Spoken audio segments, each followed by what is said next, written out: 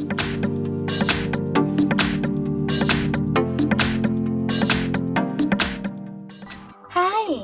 In front of me is Motorola G71 5G, and today I would like to show you how you can add event to calendar on this smartphone. Firstly, you need to locate calendar and click on it. Then click on this icon at the bottom right corner and choose Got It. Now tap on the month above and pick a date. When you're ready, click on the plus icon at the bottom right corner, choose Event and customize it however you wish to. For example, you can add a title, pick starting and ending hour, but you can also turn off this feature completely by tapping on the switch next to all day.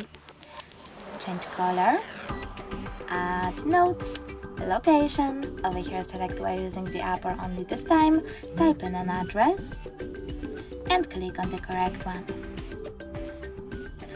You can also set up notifications, minutes, hours, or weeks before.